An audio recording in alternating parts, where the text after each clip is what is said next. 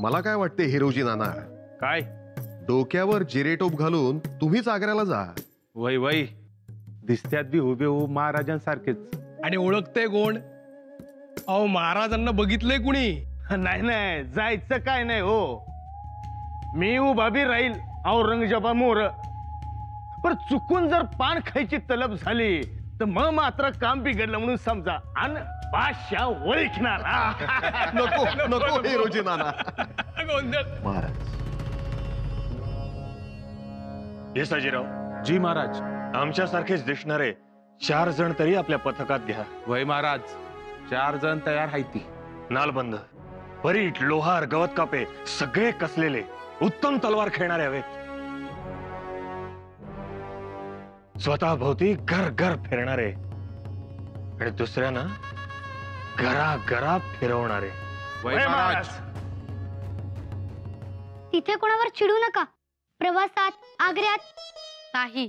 दुधावर साय आले ना तरी नाही चिडणार. आणि चिडला तर थोडस चिडा, नखा एवढं. वाघ नका एवढं. नाही हो, वाघ नकाकडे कशाला जाता लगेच? नखा एवढं म्हणजे कणभर.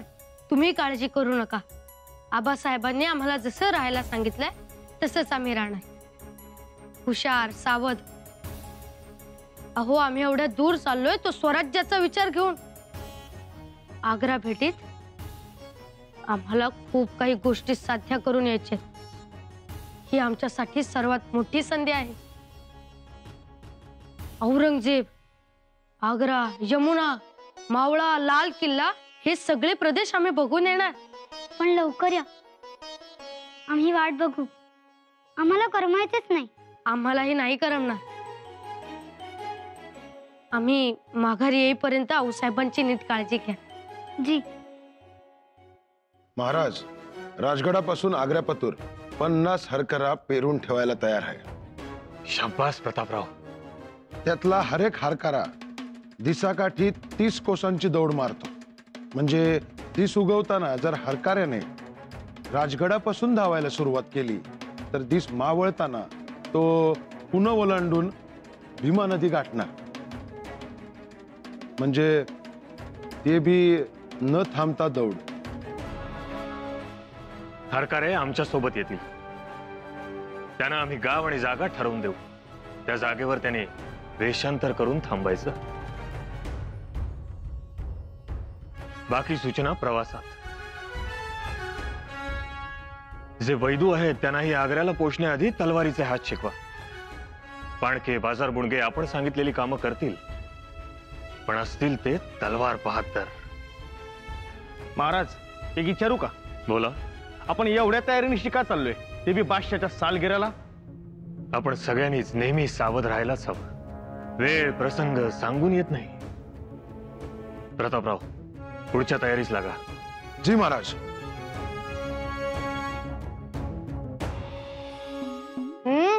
गोड झालेत. खूप छान. आवडले ना? खात जा हो. खाण्याची हेळसांड करत जाऊ नका. नाही करणार. आणखी एक जबाबदारी सोपवणार आहोत आम्ही तुमच्यावर. कोणती? तुमचे आबासाहेब सतत विचार आणि काम करत असतात. त्यांना खाण्याचं भानच राहत नाही. त्यामुळे यापुढे तुम्ही त्यांच्या पुढ्यात बसूनच थाळी घेत जा. जी. मातोश्री, आम्ही आग्र्यावरून येताना काय आणू तुमच्यासाठी? काय आणणार आहात आमच्यासाठी? तुम्ही जे सांगाल ते आणू. नका हो. नका एवढे मोठे हो. आमच्यासाठी काही आणायचं असेल ना तर तुमचे आबा घेऊन येतील हो. तुम्ही फक्त ख्याली खुशालीने राहा म्हणजे झालं. आम्ही राहू, पण तरीही सांगा ना. नाही हो मातोश्री, आम्ही सगळ्या मातोश्रींना विचारलं. सगळ्यांनी काही ना काही सांगितलं. मग तुम्हीही सांगा. तुमची आवडणारी चीज वस्तू सांगा. बरं, मग असं करा, आमच्यासाठी एखादी शाल आणा. उत्तरेत पश्मीन शाल मिळते. मग आम्ही जरूर आणू. आणलीच पाहिजे असा आग्रह नाही हो. जी. तुम्ही खुशाल राहा.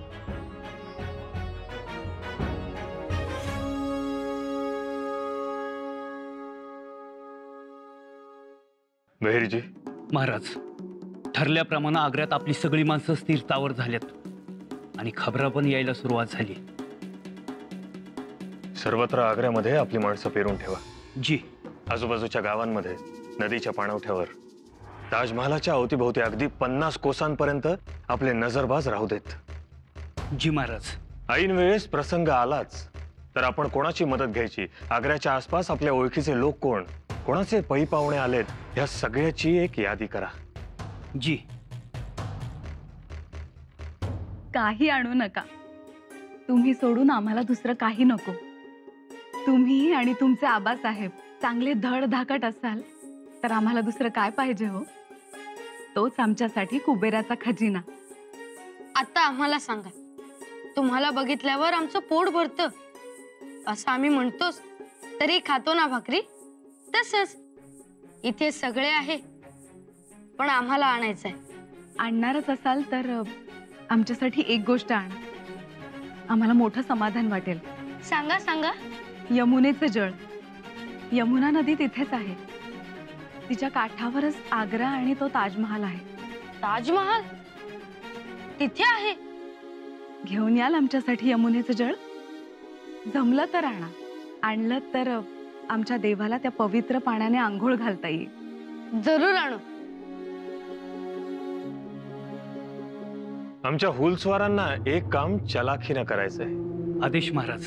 आम्ही आग्र्यात पोहोचण्या अगोदर आमच्याबद्दलच्या विविध अफवा पसरवण्याची मोठी जबाबदारी त्यांच्यावर राहील. पर अफवा कसल्या? हेच, आम्हाला आई भवानी प्रसन्न होते, आम्ही तिच्याशी बोलतो. बर. आम्ही गुप्त होतो असंही सांग. आणि हे सांगताना शास्ता खानाचा हवाला द्या. खानाची बोटं कापल्यानंतर आम्ही गुप्त झालो असंही सांगा. आम्ही तिकडे पोहोचण्या अगोदर आमच्या पराक्रमानं वातावरण भारावून टाका. भगव्याचा धाक निर्माण झाला पाहिजे. जी महाराज.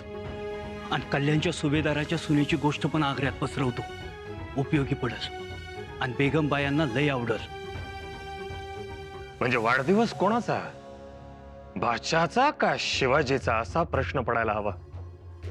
आमच्या पराक्रमामुळे तो औरंगजेब झाकोळला गेला पाहिजे. जी महाराज. आऊसाहेब, आशीर्वाद द्या.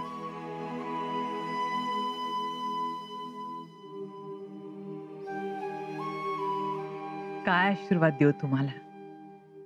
एका हाताने आशीर्वाद द्यायचा आणि दुसऱ्या हाताने दुःखात लोटायचंय. नकोच वाटते. खरं तर काळीत चिरून तुम्हाला आत दडून ठेवावे, कोणाच्या नजरेस पडू देऊ नये असे वाटते आम्हाला. पण मग आबासाहेबांवर आलेला वार कोण अडवणार? अडवणार तुम्हीच. पण तुम्ही अजून लहान आहात. तुम्ही आग्र्यास जाऊ नये असे वाटते आम्हाला. आऊसाहेब, आम्ही मनसबदार आहोत. मग आम्ही आग्र्यास जाऊ आणि सुखरूप माघारी येऊ. रस्त्यात आबासाहेबांची देखभाल करू. ते कामात असले की काहीच खात पित नाही ते बघू. पण त्यासाठी माणसं आहेत ना बरोबर. तुम्हीच कशासाठी? आऊसाहेब, अहो आबासाहेबांचं याच्या मागे खूप मोठं धोरण आहे. आमचं शिक्षण होईल. आम्हाला प्रदेश बघता येतील. खाव नेमका कुठे घालायचा ती जागा कळेल. आणि मुख्य म्हणजे ओळखी होतील. तो औरंगजेब बघता येईल. शिवबांचे राजकारण जरूर आहे, पण तरी आम्हाला वाटते तुम्ही जायला नको. तो आग्रा, ते मोगल, त्यांच्या त्या वखवखलेल्या नजरा. आऊसाहेब, आता आम्हाला सवय झाली मुघलांसोबत राहण्याची, त्यांच्या डोळ्याला डोळा भिडवण्याची. डोळ्याला डोळा भिडवायला अजून खूप वेळ होता. खूप घाई झाली. राजकारणानं तुम्हाला ओढून घेतलं.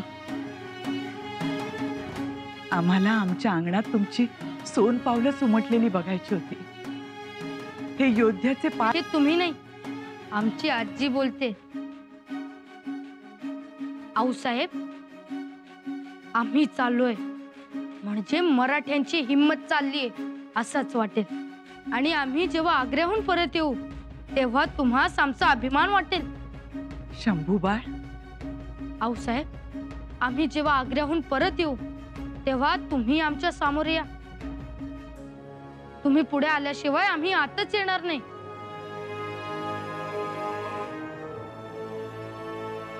हट्ट करता तुम्ही, पण त्यात माया भरलेली असते.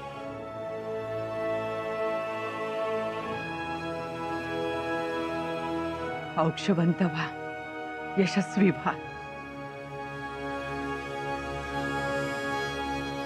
आऊसाहेब, काळजी घ्या तब्येतीची. आमची चिंता करू नका. वेळेवर खात पीत जा. येतो आम्ही.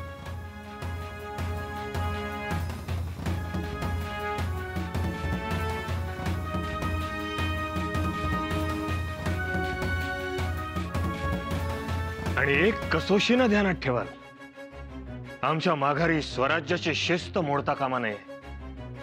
आम्ही जे नियम घालून दिले आहेत स्वराज्य त्याचप्रमाणे चाललं पाहिजे. स्वराज्याचा धनी एक असा कोणी नाही. आपण सगळेच मालक, सगळेच राखणदार. त्यामुळे तुम्ही सगळ्यांनी डोळ्यात तेल घालून राहा. गाफीलपणाच आपल्या अभेद्यपणाला छिद्र पाडण्यास कारणीभूत ठरतो. आणखीन एक, आऊसाहेबांच्या शक्यांच्या आदेशावर स्वराज्य चालेल. त्या ज्या गोष्टी सांगतील त्या अंमलात आणा.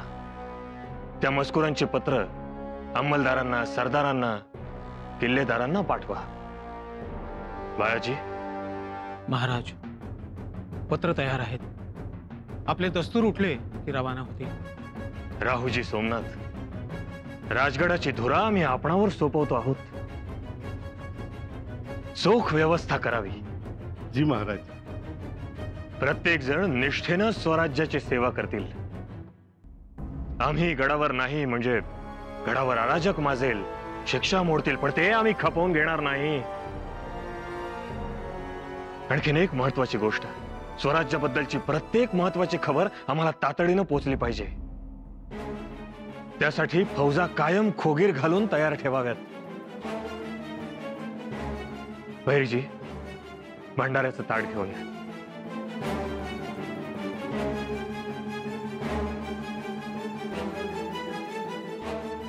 या, सगळ्यांनी भंडारा उचलून शपथ घेऊया.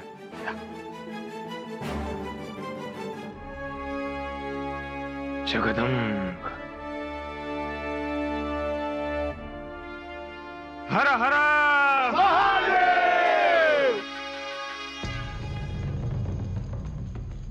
आग्र्याहून माघारी येताना काय आणू तुमच्यासाठी? काय आणाल?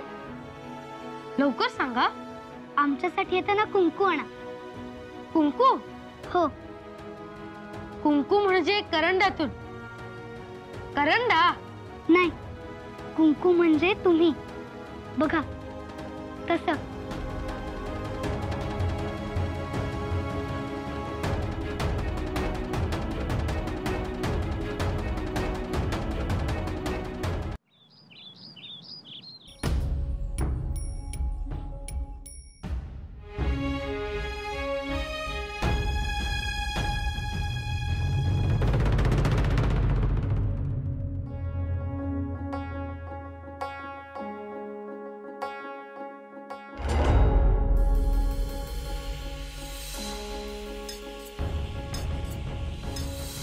सईचा विचार नंतर, आधी स्वराज्य विचार. सई, शंभूराजेंना घेऊन आम्ही आज आग्र्यास निघतो आहोत. चिंता करू नका. आई भवानी आमच्या पाठीशी आहे.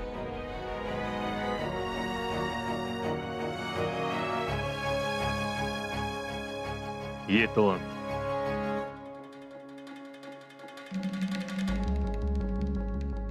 शंभूराजे, येतो आम्ही.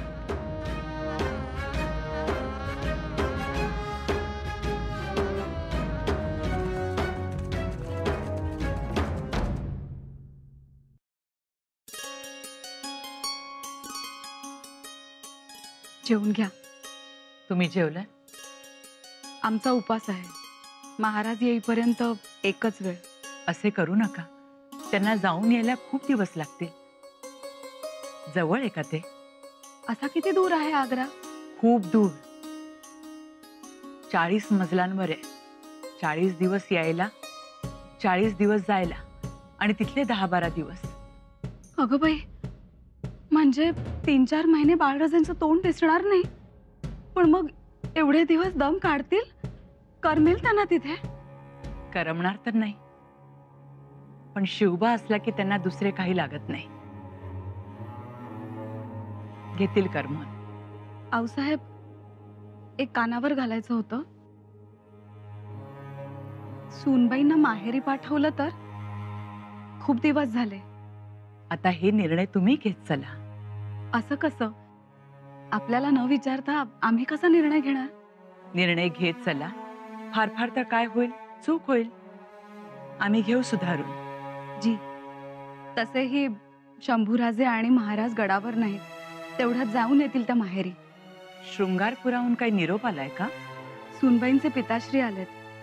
त्यांनी जर विचारलं तर आपल्याला हो नाही सांगता यावं म्हणून आपल्याशी बोललो आम्ही. बघा आणि द्या पाठवून माहेरी. जी. आणि हे बघा, काळजी करू नका. आई भवानी आपल्या पाठीशी आहे.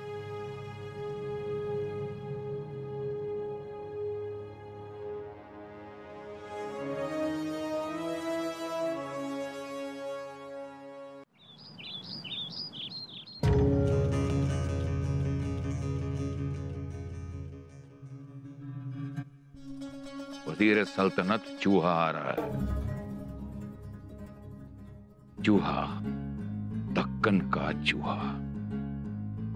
जी जहांपना, उसे तो आना ही था.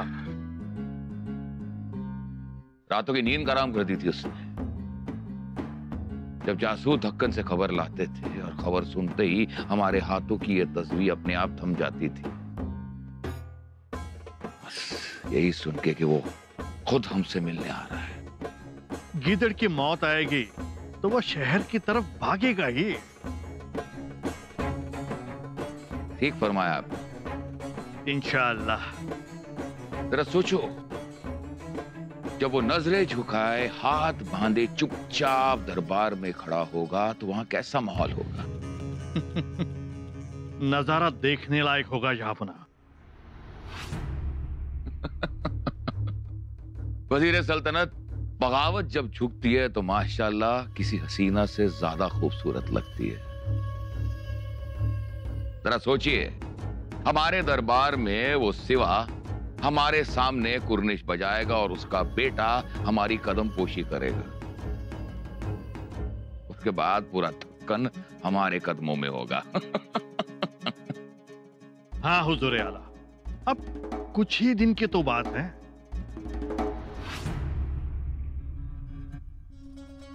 वजीर सल्तनत, अल्लाह ताला कितना रहम दिल है जो हमारी सालगिरह पर हमें इतना बेशकीमती तोहफा भेज रहे हैं. और जानते हो तोहफा क्या है? वो तोहफा है सिवा. वो काफिर सिवा.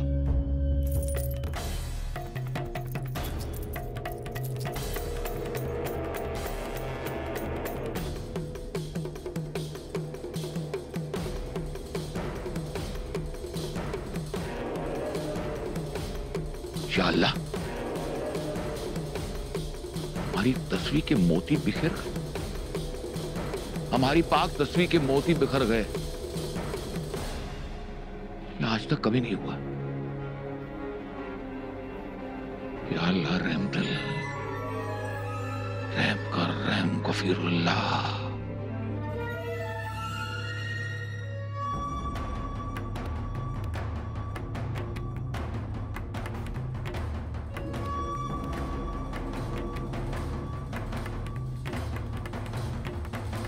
अभी तक तो उस काफर ने आगरा की दहलीज पे कदम भी नहीं रखा, और जहांपना के हाथों की तस्वीर, या खुदा, ये आपका कौन सा इशारा है?